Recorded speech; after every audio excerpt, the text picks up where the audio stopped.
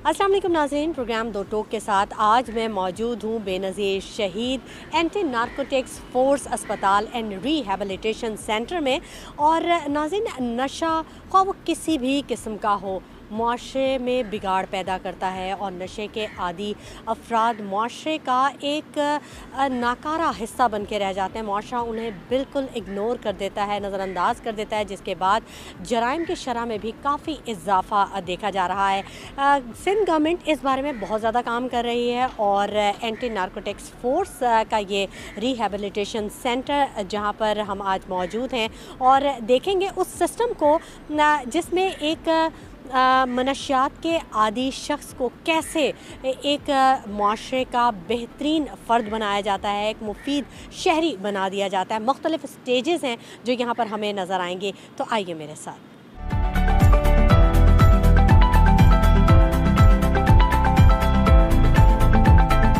नाज़रीन, हम यहाँ पर मौजूद हैं डॉक्टर मोहम्मद तारिक साहब के साथ और ये यहाँ पर हमें बताएंगे कि क्या किस तरह से ट्रीट करते हैं मरीज़ों को और कितने मरीज़ इस वक्त यहाँ पर मौजूद हैं। अस्सलाम वालेकुम डॉक्टर मोहम्मद तारिक साहब।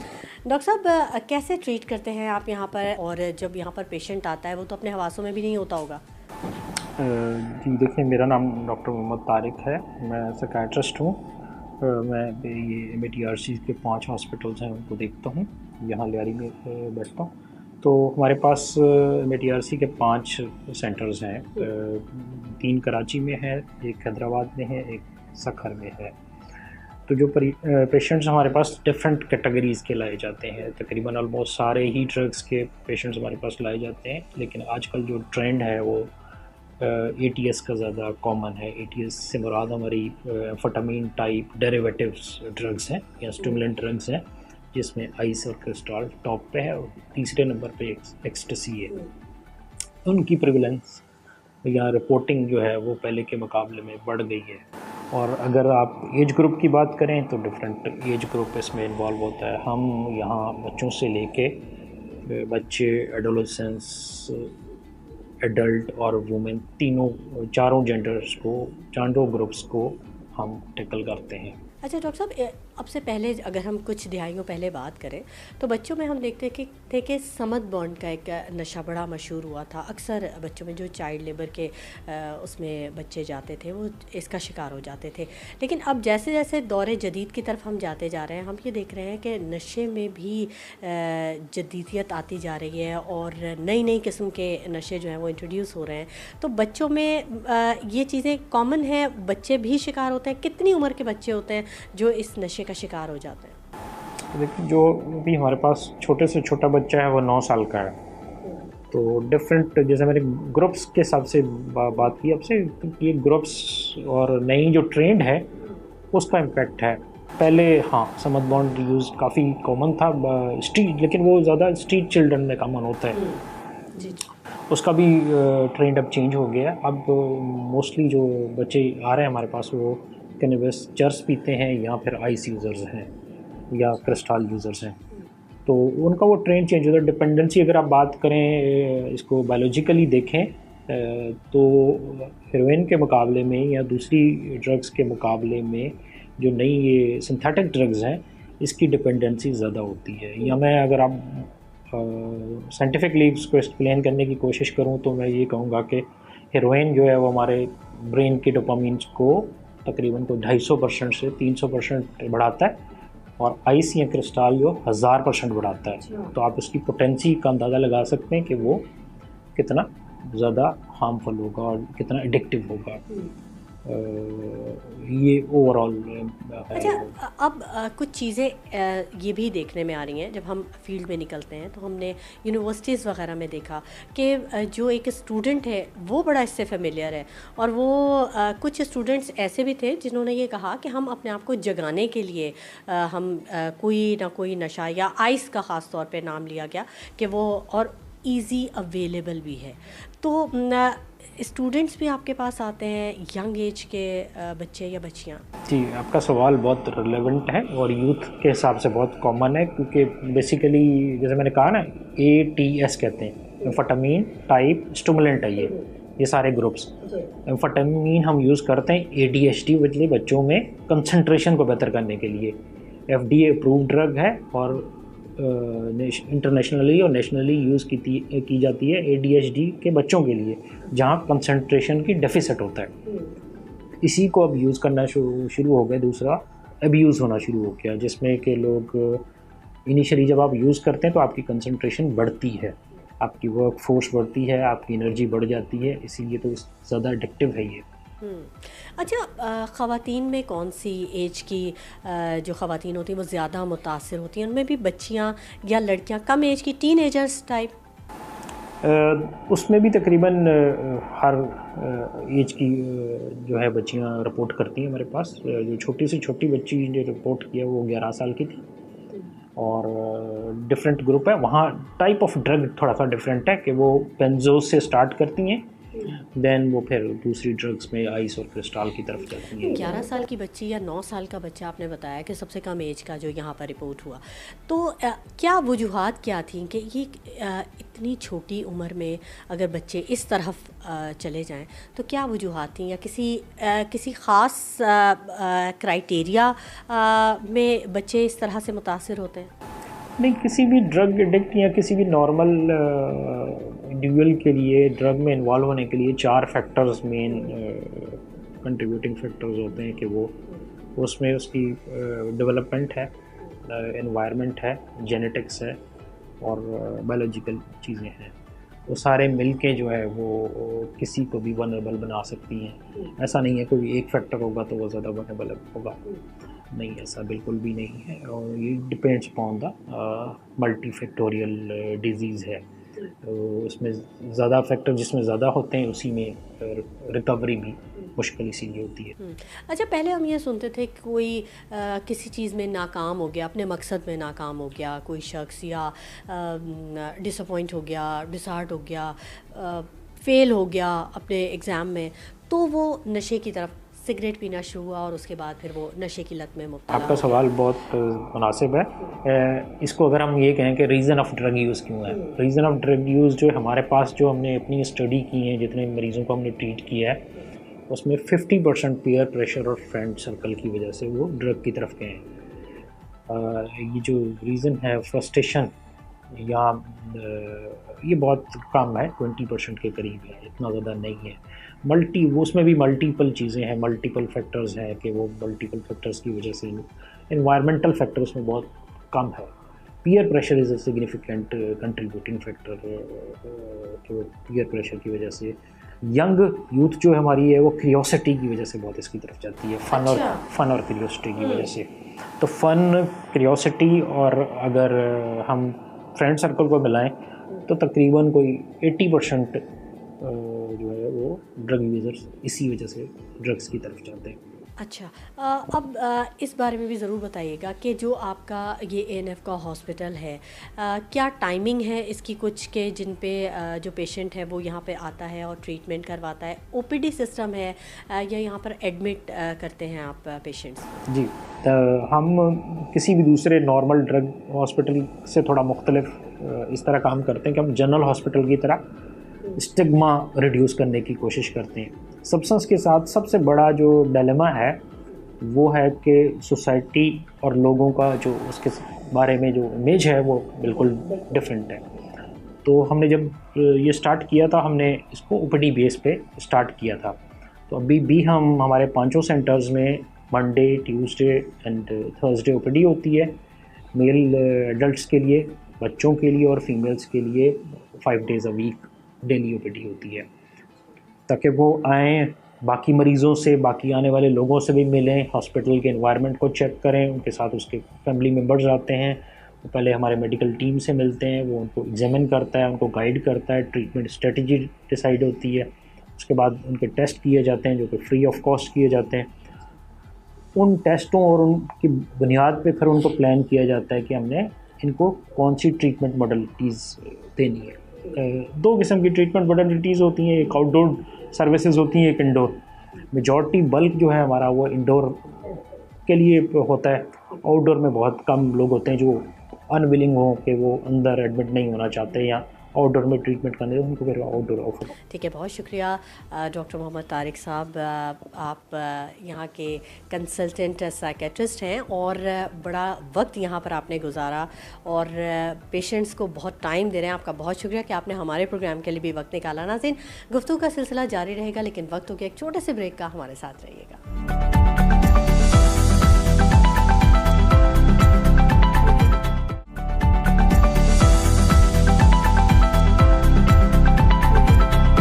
नाज़रीन, हम यहाँ पर मौजूद हैं डॉक्टर नौरीन बेगम के साथ, सीनियर क्लिनिकल साइकोलॉजिस्ट हैं ये। इनसे बात करते हैं और इनसे जानते हैं कि यहाँ पर पेशेंट को कैसे ट्रीट करती हैं और कौन से मरहले पर पेशेंट इनके पास आता है। अस्सलाम वालेकुम डॉक्टर नौरीन। जी अल्हम्दुलिल्लाह खैरियत से हैं आप। हेक्टिक यहाँ पे एनवायरनमेंट आपको फ़ील होता होगा जब आपके साथ बहुत ज़्यादा पेशेंट्स यहाँ पर आते होंगे। तो हमने यहाँ पर ये देखा कि मरहलावार पेशेंट्स का ट्रीटमेंट हो रहा है। कौन से मरहले पे पेशेंट आपके पास आता है? हमारे पास पेशेंट जो है आफ्टर डिटॉक्सिफिकेशन आ रहा होता है, यानी शुरू के जो 12 to 15 डेज़ होते हैं उसमें डिटॉक्सिफिकेशन करवाई जाती है, उस प्रोसेस से गुजरते हैं जिसमें ये विड्रॉल सिम्टम्स उनकी मैनेज हो जाती है और वो उस लेवल पे आते हैं जहाँ हमारी बात को वो समझ लेते हैं या वो अपनी बात हम तक पहुँचा सकते हैं। तो रिहैबिलिटेशन फेज़ 1 होता है जिसमें वो हम तक पहुंचते हैं और फिर वहाँ से हमारा काम शुरू हो जाता है, जो इंडिविजुअली काउंसलिंग है। वरना ग्रुप सेशन जो है वो थोड़ा अर्ली भी स्टार्ट कर लेते हैं। जो साइकोलॉजिकली उनको स्ट्रॉन्ग करते हैं आप, साइकोलॉजिकली उनके सवालों के जवाब देते हैं, उनसे बातचीत करते हैं। दरअसल नशा इस्तेमाल करना एक जहन की बीमारी है, जिसे सब्सटेंस यूज डिसऑर्डर कहते हैं, दिमाग की बीमारी है। और नशे की तरफ जाने के कुछ वजूहात हैं। उनमें सबसे पहला वजह जो जहनी उलझन, परेशानी और डिप्रेशन भी हो सकती है, एंजाइटी भी हो सकती है, घर के मसाइल भी हो सकते हैं, नाचाकियाँ भी हो सकती हैं। इस तरह से बहुत सारे साइकोलॉजिकल या नफ्सियाती मसाइल हैं जो ये बुनियाद बनती हैं कि इनकी तरफ नशे की तरफ आ जाएं। तो हमारा काम यहाँ बहैसियत क्लिनिकल साइकोलॉजिस्ट ये है कि हम इनके इन मसले मसाइल का पता लगाएं कि बचपन से वो कौन से मसले मसाइल में रहे हैं और क्या वजूहात ठहरी हैं साइकोलॉजिकली जिनकी वजह से या सोशली जिनकी वजह से वो नशे की तरफ आए हैं। तो हमारा काम उन सब मसले मसाइल को सुलझाना है और उनकी काउंसलिंग, साइकोथेरेपी करनी है, उनकी असेसमेंट करनी है, पता लगाना है कि क्या असल में क्या डायनेमिक्स हैं, क्या प्रॉब्लम चल रही है। फिर उनको रिजॉल्व करते हैं तो फिर उनके लिए एक रास्ता बन जाता है कि वो बेहतर ज़िंदगी की तरफ आ जाए और माशरे का एक मुफीद शहरी बन जाए। ठीक है, तो यानी दवाइयों से बेहतर उनका जो ज़हनी जो काम होता है, जो ट्रीटमेंट होता है, ज़हनी तरबियत जो होती है, वो असल बहुत ज़्यादा मैटर करता है इस पूरे इलाज मुआवजे में। अच्छा, इस पूरे इलाज में मेडिसिन को भी हम इग्नोर नहीं कर सकते, जिसको हम फार्माकोथेरेपी कहते हैं। शुरू के दिनों में विड्रॉल जो सिम्टम्स होते हैं या डिटॉक्सिफिकेशन होता है उसमें दवाई देना लाजमी होता है। मेडिसिन के बगैर ये मैनेज नहीं हो सकता, इसलिए साइकेट्रिस्ट है, मेडिकल ऑफिसर्स हैं, नर्सिंग पैरामेडिक्स हैं, वो इस फील्ड में, इस फेज़ में एक्टिवली काम कर रहे होते हैं। अच्छा, बात मेडिसिन के यहाँ सिर्फ ख़त्म नहीं होती। कोमॉर्बिडिटीज़ कहते हैं, यानी नशे इस्तेमाल करना ख़ुद एक बीमारी है, उसके साथ भी नफ्सियाती अमराज या मेडिकल अमराज जो है इनके साथ चल रही होती हैं। तो साइड बाय साइड वो मेडिसिन चलेगी। जैसे एक पेशेंट है, वो नशे इस्तेमाल कर रहा है और उसके साथ साथ जो है एंजाइटी या डिप्रेशन के डिसऑर्डर्स भी है या सिज़ोफ्रेनिया, साइकोटिक फेनोमेना है, तो उसमें फिर दवाई तो चलेगी। अच्छा, दवाई के साथ अगर उसके साथ साथ जो है हम साइकोथेरेपी और काउंसलिंग कर रहे होते हैं, या आपकी बात दुरुस्त है कि रिहेबिलिटेशन फेज़ 1, फेज़ 2 और फेज़ 3 में काउंसलिंग, साइकोथेरेपीज़ और साइको सोशल इंटरवेंशन जिसे कहते हैं वो बहुत अहम किरदार अदा करती हैं। क्योंकि हम ये देखते हैं कि जब भी कोई शख्स इस नशे की आदत में मुब्तला होता है या नशे का शिकार होता है तो मुआशरा उसे बड़ा इग्नोर कर देता है, वो तन्हा रह जाता है। जो तन्हाई होती है वो उसके लिए एक अलग डिप्रेशन हो जाती है।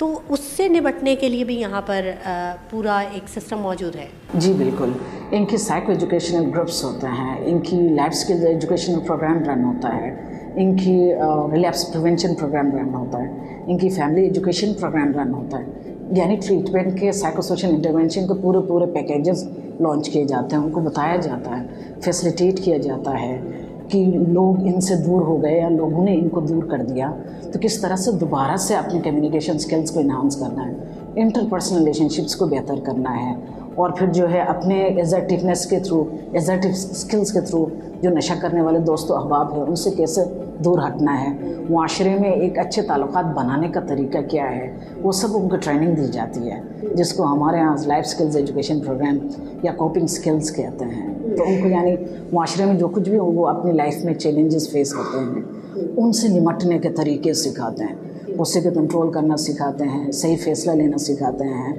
टाइम मैनेज करना सिखाते हैं, ज़हनी तनाव स्ट्रेस को मैनेज करना सिखाते हैं, फाइनेंस मैनेजमेंट सिखाते हैं। ऐसे बहुत सारे ऐसे प्रोग्राम्स हैं जिनको जी बिल्कुल। आप पहले ये असेस करते हैं कि ये कौन से प्रोग्राम के लिए एडजस्ट करेगा, फिट होगा, फिर उसके बाद उसको वो असाइन कर देते हैं, वो रजिस्टर हो जाता है उस प्रोग्राम में और फिर वो सेशंस उसके शुरू हो जाते हैं। बिल्कुल, इंडिविजुअल सेशंस भी होते हैं, ग्रुप सेशंस भी होते हैं।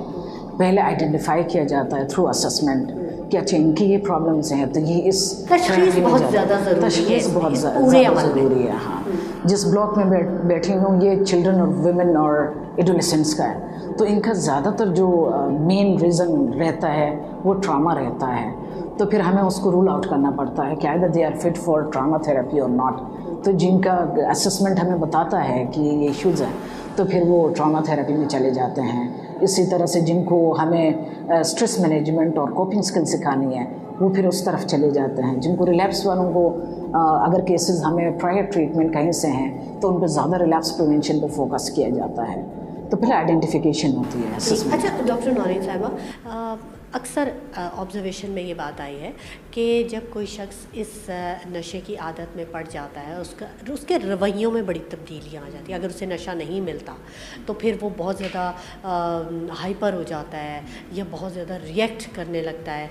तो उसको कैसे कंट्रोल करते हैं? मतलब कोई एकदम से अगर कोई आपके पास पेशेंट आया, आपने उसे एडमिट किया, उसको असेस किया, उसको प्रोग्राम रजिस्टर किया, लेकिन एकदम से नशा तो नहीं उससे छुड़वाया जा सकता। अच्छा, नशा यहाँ वैसे अचानक से या एकदम से छुड़वाया जाता है। अच्छा। हाँ, एडमिट जो ही होते हैं तो हमें बिल्कुल कोई भी ज़ीरो टॉलरेंस है, किसी भी सॉफ्ट ड्रग हो या हार्ड ड्रग हो। अच्छा, उससे पहले जो है प्री ट्रीटमेंट इंटरवेंशन होती है। इसका मतलब ये है कि अगर वो बहुत मकदार में ड्रग्स ले रहा है या फिर वो पॉली ड्रग यूज़र है, यानी एक से ज़्यादा ड्रग यूज़ कर रहा है, तो फिर वो ओपीडीज़ में आते हैं। उनकी मोटिवेशनल काउंसलिंग होती है, उनकी ट्रीटमेंट होती है, मेडिकल साइकेट्रिक साइकोलॉजिकल ट्रीटमेंट होती है कि वो पॉली ड्रग यूज़र है तो एटलीस्ट एक ड्रग पे आ जाए और फिर उसकी टेपर ऑफ करते हैं। साइड बाय साइड जो है मेडिकेशन भी चल रही होती है तो टेपर ऑफ भी हो रहा होता है। तो वो किसी हद तक एक लेवल पे पहुंच चुके होते हैं कि वो अंदर आके जो है यानी एडमिट होके वो विड्रॉल्स अच्छे से उनके मैनेज कर पाते हैं, जो क्लिनिकल स्टाफ होता है या मेडिकल स्टाफ होता है। जहाँ तक अपना गुस्से की और फैसला नहीं ले आ पाने की या चिड़चिड़ापन जो आती है उसकी बात करें, तो जब इंसान नशा इस्तेमाल करता है तो सेंट्रल नर्वस सिस्टम पे इम्पैक्ट पड़ता है। हमारा ये जो फ्रंटल एरिया उसको प्री फ्रंटल कॉर्टेक्स कहते हैं, जो एक्चुअली रिस्पॉन्सिबल है हमारे जजमेंट के लिए, डिसीजन मेकिंग के लिए, इमोशन को रेगुलेट करने के लिए, सोशल स्किल्स को कि क्या सही है क्या गलत है, वो सब जो है इनकी चूँकि वो इस तरह से फंक्शन नहीं कर पा रहा होता है। जब यहाँ आते हैं तो जैसे मैंने जिक्र किया कि विड्रॉल में मेडिकेशन चल रही होती है और फिर उसके बाद फिर साइकोथेरेपी और फिर ये जो मैंने आपको प्रोग्राम्स और साइको एजुकेशन का बताया डिफरेंट ग्रुप्स, वो फिर इनको और भी उसको पॉलिश कर रही होती हैं। और फिर जब ड्रग जो है इनके जिस्म से निकल जाता है या दिमाग पे जो इफ़ेक्ट था वो ख़त्म हो जाता है तो फिर वो सोचने समझने के काबिल हो जाते हैं। फिर ऊपर से हम उनको हेल्प कर रहे होते हैं, यहाँ प्रोफेशनल स्टाफ बैठा हुआ है, टेक्निकली बिल्कुल इथिकल ग्राउंड्स पे उनको ट्रीटमेंट दी जाती है तो और भी बेहतरीन हो जाते हैं और भी चीज़ें मैनेज करने के काबिल। बहुत शुक्रिया डॉक्टर नौरीन बेगम साहिबा कि आपने हमें इतना वक्त दिया। नाज़रीन, हम मौजूद हैं बेनज़ीर शहीद एंटी नारकोटिक्स फोर्स अस्पताल में और यहाँ पर जो सिस्टम है, जो यहाँ पे रिहेबिलिटेशन का जो एक निज़ाम मौजूद है उसके बारे में मालूमात हासिल कर रहे हैं और आप तक पहुँचा रहे हैं। ये सिलसिला जारी रहेगा, लेकिन वक्त हो गया एक छोटे से ब्रेक का। हमारे साथ रहिए।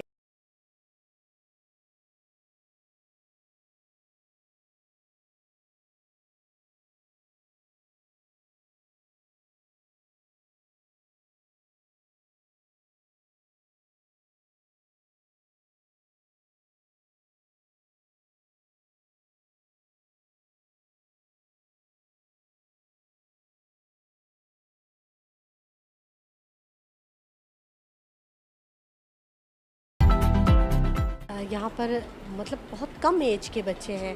कौन से सबसे कम एज का बच्चा है यहाँ पे? कितनी मेरे पास ये बच्चा है, इनका नाम अब्बास है। ये 8 साल का है और ये पिछले 1 साल से नशे की बीमारी में मुब्तला है। रिसेंटली इससे 3-4 महीने पहले आइस स्टार्ट की, जो कि बहुत तेज़ किस्म का ड्रग होता है। एक्चुअली पता तो उसको था नहीं कि कर क्या रहा है। इसके फादर आइस और क्रिस्टल यूज़र थे, तो उसने उनको देख के जो वो करते थे उसको कॉपी करके घर में उनके बचे हुए आइस से इस्तेमाल करना शुरू किया और आहिस्ता आहिस्ता वो उसका आदी बन गया। अच्छा, मतलब फैमिली में ये चीज़ थी और उससे ये बच्चा इफ़ेक्ट हुआ, तो इस घर के और भी बच्चे इससे इफ़ेक्ट हुए? बिल्कुल, मेरे पास इसके बड़े भाई भी मौजूद हैं। अगर आप पीछे कैमरा करें तो 11 साल का एक बच्चा है, वो हमारे पास इसी का बड़ा भाई है। और सेम सिचुएशन थी कि सिंस फादर यूज़ कर रहे थे ड्रग्स, तो उसने वही कॉपी किया और उसने उसी को अडाप्ट किया और ड्रग्स इस्तेमाल करना शुरू कर दी। अच्छा, यहाँ पर सबसे छोटा जो बच्चा है ये 8 साल का आपने बताया, और इस पूरे वार्ड में हम ये देख रहे हैं काफ़ी सारे बच्चे हैं जिनकी उम्र यही है। अराउंड मेरे पास इस वार्ड में 8, 10, 11 और मैक्सिमम 15 साल का यहाँ पे बच्चा मौजूद है। 15 साल से ऊपर वाले जो बच्चे हैं 19 साल तक उनका वार्ड नीचे है। तो हम कोशिश करते हैं कि छोटी एज के बच्चों को हम एक तरफ सिक्योर एनवायरनमेंट दें और किसी किस्म का हादसा ना पेश आए तो हम उनको एक ही तरह के बच्चों में रखते हैं। अच्छा, अभी यहाँ पे जब हम यहाँ एंटर हो रहे थे तो हमने देखा कि कहीं पे ग्रिलिंग नहीं हुई भी थी, लेकिन यहाँ पे इस वार्ड में ग्रिल हमने देखा, तो ये किस लिए? देखिए, एक तो ये हमारे पे बड़ी ज़िम्मेदारी है कि हम उनके पेरेंट्स से अपने अंडर सुपरविजन हम इन्हें लेते हैं, तो हमें इनकी जान और इनकी माल हमारी ज़िम्मेदारी है। प्लस द फैक्ट कि इन बच्चों को कभी कभार क्रेविंग्स होती है। क्रेविंग जो है वो फिनोमेना है, वो थोड़ा लॉन्ग टर्म चलता है, तो उसमें वो वायलेंट भी हो सकते हैं, अग्रेसिव भी हो सकते हैं, भागने की भी कोशिश कर सकते हैं। तो उसको अवॉइड करने के लिए हम इनको विद इन द ग्रिल्स रखते हैं, लेकिन इनकी आउटडोर एक्टिविटीज़ जारी रहती हैं। ये बाहर निकलते हैं, ये गेम्स के लिए जाते हैं, स्पोर्ट्स के लिए जाते हैं, लाइब्रेरी जाते हैं, वोकेशनल ट्रेनिंग के लिए जाते हैं, but it's all under a proper mechanism. और उसके बाद जब यहाँ रखते हैं तो फिर अंडर क्लोज ऑब्जर्वेशन। अच्छा, अभी हम देख रहे हैं कि बड़े सुकून से बच्चे यहाँ पे बैठे हैं, तो इनकी कोई सोशल एक्टिविटी भी होती है? कोई मूवीज़ वगैरह भी ये देखते हैं, या कुछ ऐसी भी टाइमिंग है इनकी? इनकी टीवी आवर्स हैं रोज़ाना 6 to 9। उसके बीच में हम इनको टीवी ऑन करके देते हैं, या अपनी मर्ज़ी से कार्टून्स या ड्रामा या वटेवर अंडर सुपरविजन हम इनको लगा के देते हैं, वो देखते हैं ज़रूर। ज़्यादातर जो बच्चे आपके पास आते हैं तो वो किस एज के बच्चे होते हैं, और वो घर से ही ज़्यादातर इन्फेक्ट होते हैं, या फिर वो बाहर का एनवायरनमेंट भी उन पर बड़ा असरअंदाज है? बहुत अच्छा सवाल किया। हमारे पास as young as an 8 year old आए हैं, और मैक्सिमम हमारे पास एडल्ट होते हैं जो कि सामने वार्ड में हैं। 50-60 हम रख लेते हैं इस एज तक के भी। पीयर्स का बहुत इम्पॉर्टेंट रोल है इसमें। दोस्तों से, गली मोहल्ले में जहाँ उठना बैठना होता है उनका, वहाँ से भी ये लोग बहुत ज़्यादा अडेप्ट करते हैं और उनसे ट्राई करने के उसमें लेते हैं, एंड देन उसके आदी बन जाते हैं। और जिनके घरों में होता है उसमें तो देखिए फैमिली में 40 to 60% जेनेटिक कंपोनेंट होता है कि अगर ख़ानदान में है तो जीन्स में भी इसकी टेंडेंसी होती है, साइंटिफिकली प्रूवन है। अच्छा, बच्चे क्योंकि बहुत छोटे हैं, स्कूल गोइंग भी कुछ बच्चे हम देख रहे हैं, तो अपने पेरेंट्स को नहीं याद करते। आप लोगों का तो बड़ा फ्रेंडली इन्वायरमेंट मैंने देखा है, यहाँ पे बहुत फ्रेंडली हैं आप लोग अपने पेशेंट्स के साथ, लेकिन वो फिर वो कैसे, उसको आप कैसे मैनेज करते हैं? जब देखिए, हमारे यहाँ वीकली मीटिंग्स होती हैं फैमिली की, उसमें मदर फादर आके मिलते हैं, इनके लिए घर से गिफ्ट्स भी ला रहे होते हैं, फिर उनको इंसेंटिव होता है कि चले नेक्स्ट वीक मिलेंगे। प्लस हमारे यहाँ बहुत ज़्यादा फ्रेंडली हमारा स्टाफ है, हमारे पास मोटिवेटर्स हैं, सोशल वर्कर है, साइकोलॉजिस्ट हैं। हम सब एज अ फैमिली इनको ट्रीट करते हैं और इनको कोशिश करते हैं कि वो घर को मिस इतना ज़्यादा ना करें। बहुत अच्छी बात है, बड़ा ज़बरदस्त यहाँ का एनवायरनमेंट नाज़रीन हम देख रहे हैं। और हम ख़ास तौर पर इस वार्ड में, ना सिर्फ इस वार्ड में बल्कि हमने और भी जगहों पे देखा कि हर जगह CCTV कैमरास जो हैं वो यहाँ पर लगे हुए हैं, और मॉनिटरिंग 24/7 यहाँ की मॉनिटरिंग है, और यही इस चीज़ को कंफर्म करती है कि यहाँ पर कितना ज़्यादा ख्याल रखा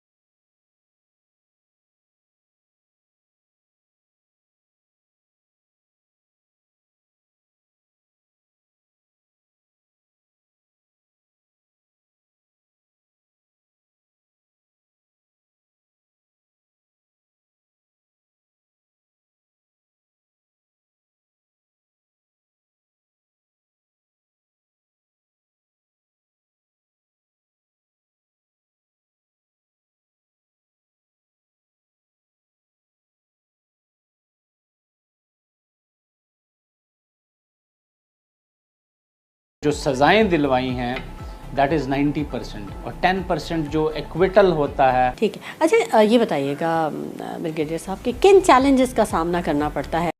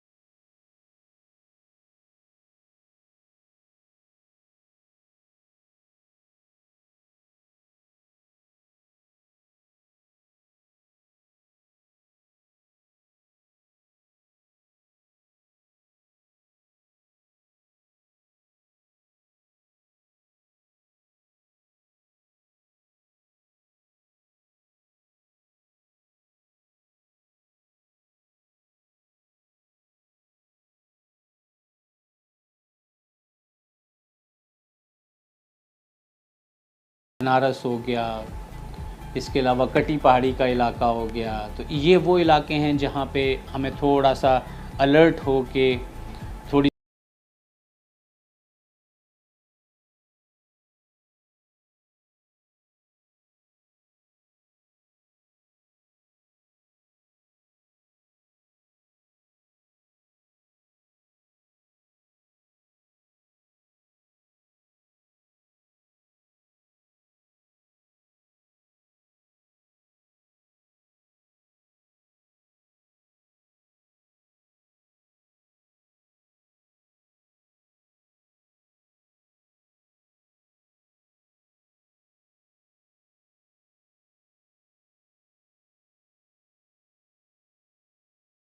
वेलकम बैक नाजरीन, और हमारे साथ मौजूद हैं कर्नल परवेज़ हुसैन और इनसे बात करेंगे। अस्सलाम वालेकुम कर्नल साहब, कैसे हैं आप?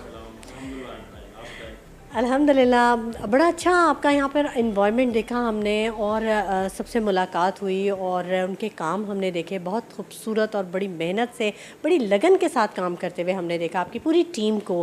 कर्नल साहब ये बताइएगा कि कितने आपके इदारे हैं और कहाँ कहाँ पर वो इदारे इस वक्त काम कर रहे हैं? बिस्मिल्लाहिर्रहमानिर्रहीम। Thank you very much.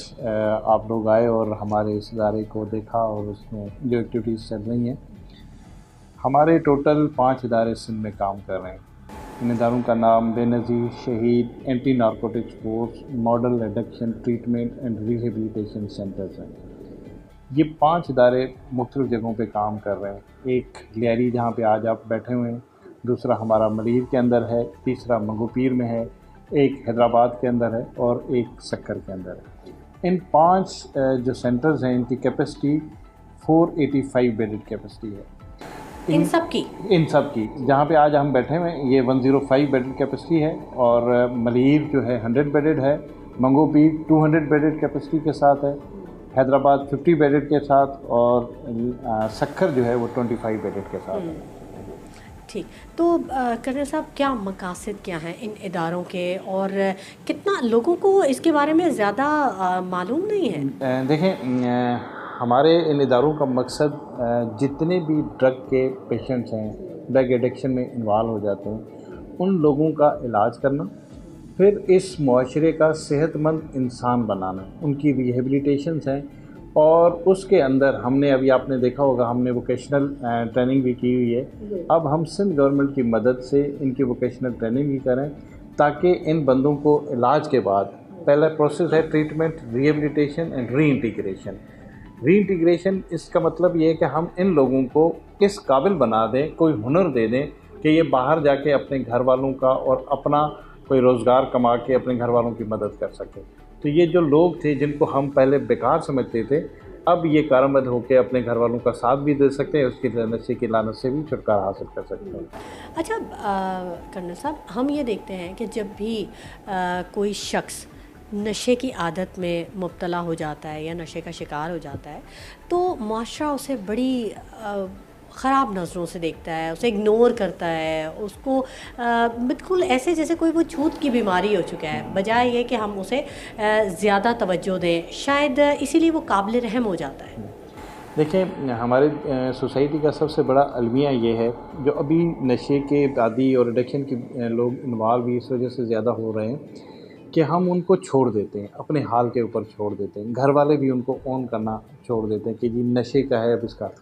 हम आपको इन इदारों का मकसद ये जो जितने भी हमारे इदारे हैं, बेनज़ीर शहीद, ANF, model addiction treatment and rehabilitation centres, इनका मकसद भी यही है कि ये जो नशे के अंदर आदी लोग हैं इनका इलाज हो सकता है, ये बेहतर इंसान बन सकते हैं। इनको इग्नोर करने से हमारे सोसाइटी के और मसाइल बढ़ेंगे। देखिए, सोसाइटी के अंदर जितनी भी ये चोरियाँ, डकैतियाँ, ये सारे लोग जब आपको इनको अपने हाल पे छोड़ देंगे तो ये क्रिमिनल एक्टिविटी के अंदर इन्वॉल्व हो जाएंगे। तो हम अपने साथ जुल्म कर रहे हैं, यानी ये बंदे इतने बेकार नहीं हैं, हम इनका इलाज हो सकता है, इनका इलाज मुमकिन है, जिस तरह दूसरे पेशेंट्स का इलाज होता है। शुगर पे इग्नोरेंस जो है वो मज़ीद इसमें खराबी पैदा करती है, मज़ीद पेशेंट को हम इंक्रीज़ कर देते हैं।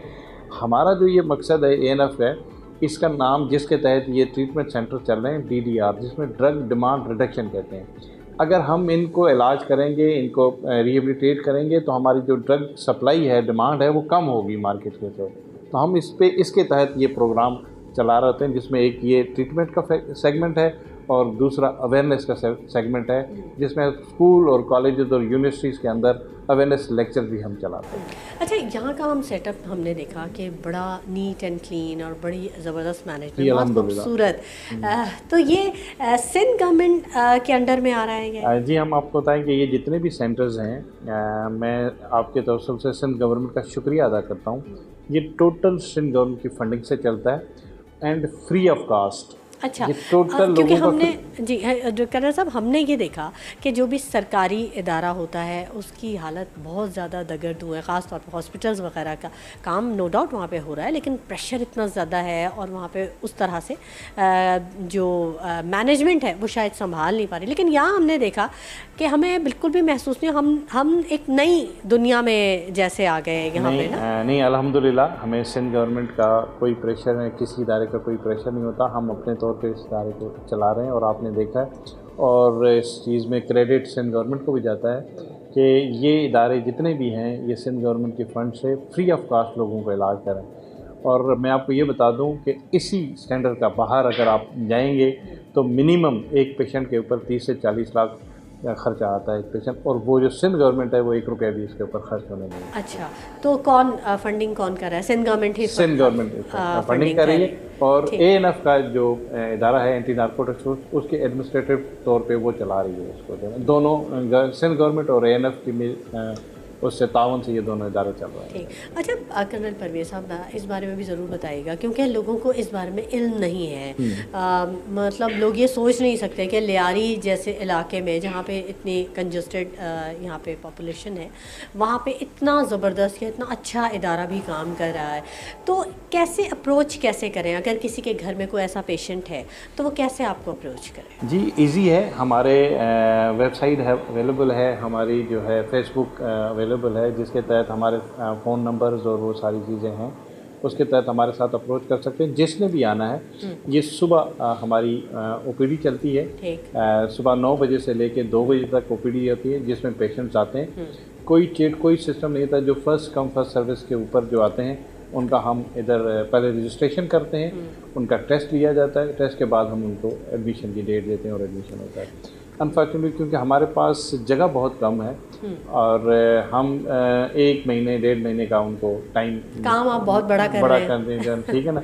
तो अराउंड आप समझें कि 9000 प्लस की हमारे पास वेटिंग लिस्ट है, जो अच्छा। लोग एडमिट होना चाहते हैं मगर हमारे पास कैपेसिटी नहीं है कि हम उनको एडमिट कर सकें, तो उसके लिए फिर हमें थोड़ा सा टाइम देना पड़ता है। अच्छा, तो इसके लिए भी आगे फर्दर कुछ इसके काम लिए हो हम रहा सिंध है? गवर्नमेंट से बात हुई है और दे हैव एग्रीड, और उन्होंने कहा कि हम डिवीजन लेवल पे इसको ले जाएंगे। अभी तो हमने आपको बताया 5 हैं, तो नेक्स्ट स्टेप पे इंशाल्लाह जब ये डिवीजन लेवल पे चली जाएगी और इसी तरह के इदारे खुलेंगे तो हमारे ऊपर लोड कम हो जाएगा।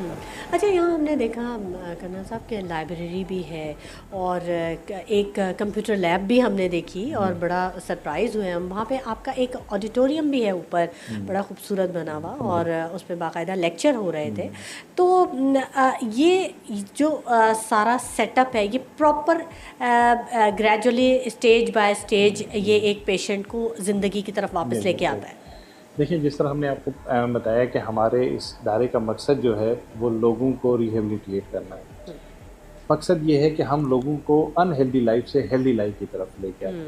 जो लाइब्रेरी आपने दिखाई, हम लाइब्रेरी में जो बच्चे अपनी स्कूल और कॉलेज की एजुकेशन छोड़ के आ गए हैं, तो डिटॉक्सिफिकेशन के बाद जब रिहेब में जाते हैं तो वो अपनी स्टडी कंटिन्यू रख सकते हैं। वो लाइब्रेरी में जाएं, बुक्स अवेलेबल हैं, पढ़ते हैं, अपनी तालीम यहाँ से जाके फिर अपने एग्ज़ाम्स या अपनी तालीम जो है वो कंटिन्यू कर सकें।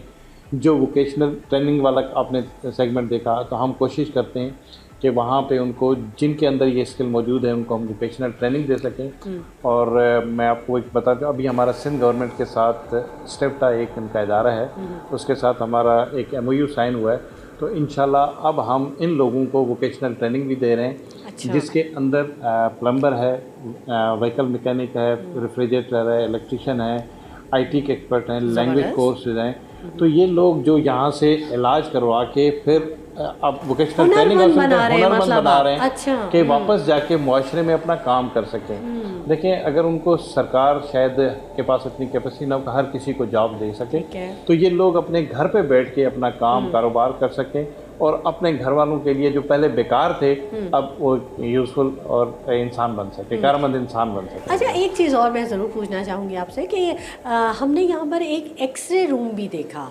OPD की बिल्डिंग में आपके एक एक्सरे रूम है, उसका मकसद क्या था? देखें, हमारा जो OPD का सेशन है उसके अंदर हम प्रॉपर इन्वेस्टिगेशन करते हैं। अच्छा। कि जो ड्रग में लोग इन्वॉल्व हो गए उनके लैब टेस्ट करते हैं, फिर एक्सरे करते हैं कि खुदा न खास्ता ये ज़्यादा डैमेज तो नहीं हो सका। अगर उसको मेडिकल फैसिलिटी की ज़रूरत है तो हम उसको मेडिकल फैसिलिटी के लिए रेफ़र करते हैं, तो उसी लिए हम ये एक्सरे और लैब टेस्ट वगैरह लेते हैं। अच्छा कर्नल साहब, इस बारे में भी ज़रूर बताइएगा कि कौन कौन से जो एरियाज़ हैं, कौन से इलाके ऐसे हैं जो ज़्यादा हसास हैं इस मौजू पर? आप नशे के हिसाब से देखें तो सॉरी टू से पूरा कराची इसमें तकरीबन इन्वॉल्व है। आप कहते हैं तो जो हमारे पास पेशेंट्स का रेशो है उसमें कैमाड़ी और लियारी ज़्यादा है, दूसरे नंबर पे मंगोपीर है, तीसरे नंबर पे मलीर है। ये वो इलाके हैं जो आउटस्कर्ट्स वाले जिसमें ज़्यादातर हमारे पास पेशेंट्स आते हैं वो रिपोर्ट करते हैं। पहले ये नशा गरीब गुरबा का था, सॉरी टू से, अब ये हमारे एलीट क्लास में आ गया है। स्टूडेंट्स, खास तौर पे स्टूडेंट्स में बहुत ज़्यादा सरायत करके जी, स्पेशली जो सिंथेटिक ड्रग है उसके हिसाब से ये जो एलीट क्लास है जिसमें कोकेन है, वेट है, आइस है, ये अभी हमारे स्टूडेंट और ये जो बड़े बच्चे हैं इनके अंदर।